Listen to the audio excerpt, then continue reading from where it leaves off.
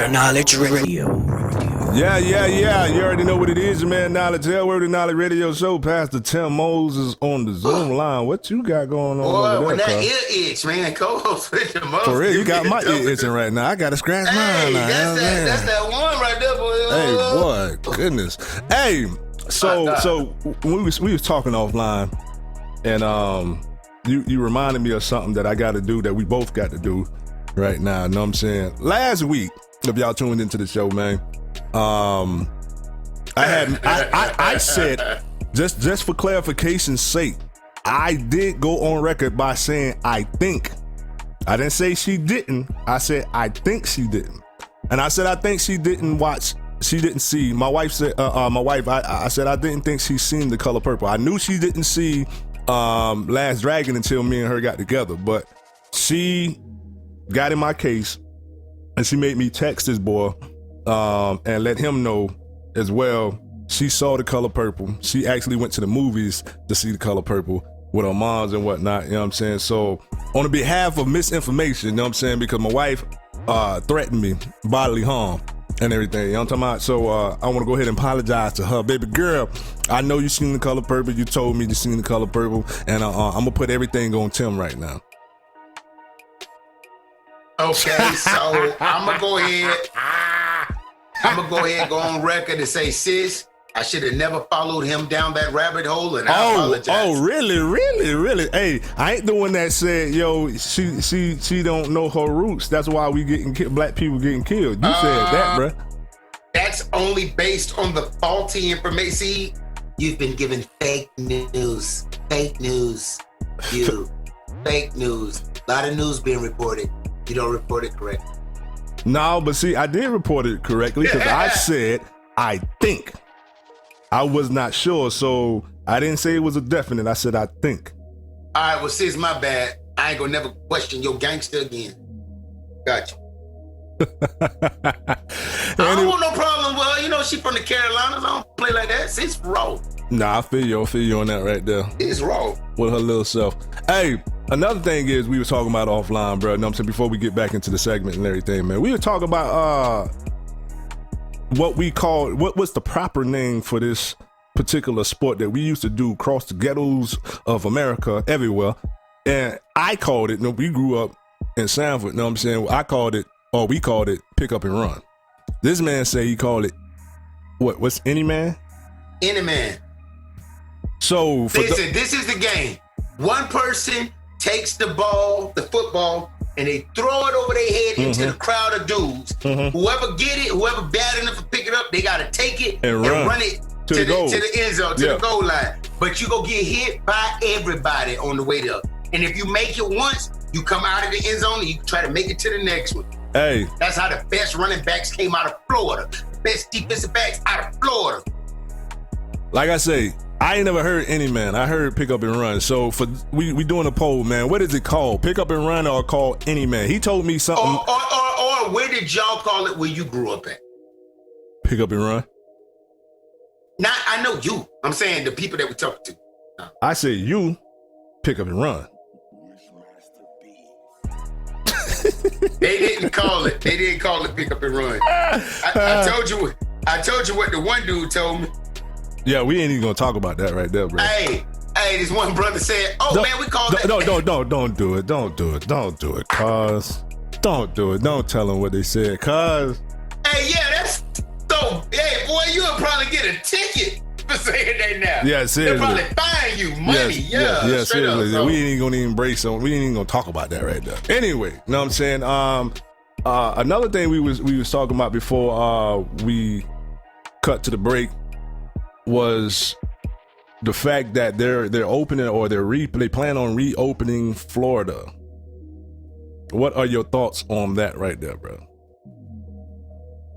You already know my thoughts. I'm letting y'all know, man. I think we are more concerned with wealth over health. That's just my opinion. I think reopening it is part of the health initiative as well. How? Because people aren't healthy right now. Why? like mental health, emotional health, like they got it. Listen to what I'm saying. God created us to be interconnected beings. We weren't meant to be separated. Indeed. Right? So we've been quarantined away from everybody due to the trying to, get past the virus situation. Now, I do believe that, use wisdom, but Doc, I ain't never stopped living like other than like I ain't taking no blatant risk. Like I'm trying to be cautious, you know what I'm saying? I still work, I'm essential, so because of where I work, like I don't even know if I told you, I got to go in and fill in a questionnaire every time. Like, have you been around anybody diagnosed with COVID? Do you have a fever? Check your temperature. Like, for real, like they serious, you know what I'm saying? So here at this point of the reopening phase, I do believe everybody's eager to try to get back to that American way of life, because the ego of man doesn't want to accept that maybe life as we knew it has changed. Ain't no maybe in that. That's forever and a day. You know what I'm saying? It's not gonna ever be like it was beforehand. You know what I'm saying? Like I say, even if they get the health code back up to specs and whatnot, you know what I mean? It's etched in everybody's psyche, man. You know what I'm saying? And I keep saying that because straight up, because if you go anywhere right now and somebody around you and for real, everybody, hey, whoa, COVID. Hey. So exactly. You know what I'm saying? So it's gonna be forever etched in everybody's psyche. For the young cats, you know what I'm saying, like the babies, the newborns, and things of that nature, it may not bother them. I know it ain't gonna probably bother them because they don't have no recollection of what's going on right now. But I wonder if they go reopen it and make everybody still wear masks. I don't know. But there's gonna be a lot of crime. There's gonna be a lot of crime, you know what I'm saying, if they do that. Bro, right there. JCPenney filed for bankruptcy. Yeah, you was telling me about that right there, man. You know what I'm saying? And that's a marquee store, you know what I'm saying? I want to grab that real quick, man. They sure did. That's like Toys R Us not too long ago. But it might be a ploy. Somebody might be playing with the stocks. You know what I'm saying? You file bankruptcy, you drop the stock very low, and then somebody buy it all up. You short the stock. Like that's the kind of tricks people play, man. My thing is like I say, I mean, I understand that the economy, any economy in any nation, you know what I'm saying, is necessary because that's how we live our life. That's how we have our livelihoods and things of that nature. But if you don't have citizens to have an economy, then like we opening up the state, God forbid something happened to where, influx of more individuals catching this disease or even dying from this disease happens, then what you say then? I mean, because how many people already died? You know what I'm saying? What they say, how many people died so far in America, period? What's the death rate? Hold on. I'm gonna look it up right now. Rate? I don't know what the death rate is, but I think it's been the death toll. I think it's been added. I'm pretty sure it's been added in America. Padded. Oh, padded. Yeah, because everybody who died, they just started saying COVID, and all of it wasn't COVID. True. So it says altogether, wow, 88,237 people, which is not really a lot of people in America. You know what I mean? Compared to all of the citizens that live here. But that's still a lot of people, though. You know what I'm saying? If you overall, it's still a lot of people. Bro, that's the equivalent to two arenas of people. Two sports arenas of people died. Now, you open up the states and it get worse. What happens then? When you have to go on a mandatory quarantine. Like, because this quarantine here in Florida wasn't mandatory at all.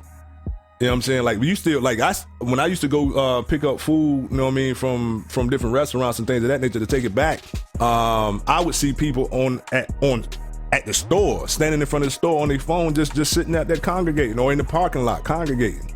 You know what I mean? Just for what? You know what I mean? And my thing is this: if you're longing so much for companionship in that aspect, do it at your house. Ain't nobody, you know what I'm saying, gonna violate you for congregating at your house. Why do you have to be in the open public to do that? Because, bro, the ego of man is simply saying you're not going to tell me what to do. Pretty much. That's what I got. It's pride, bro. The pride of man refuses to believe that we don't have. The pride of man refuses to believe that we don't have the control we say we have. True. You know what I'm saying? I can go for that right there. You know what I'm saying? Bro. Like the doctors, everybody don't want to believe that this is beyond your control, or I think if anything, the world should have just recognized all your technology, learning, understanding, inventions can't stop it. Yeah. And so if you can't stop this, please understand that when the wrath of God happens, you're not gonna be ready. Indeed, man. We're gonna come back with more of what's going on in a minute, man. It's your man Knowledge here. That's Word. That's Pastor Tim Moses over there, and this is Word and Knowledge Radio. Word and Knowledge Radio. Bringing out the best in holy hip hop. Blood Bought Radio is an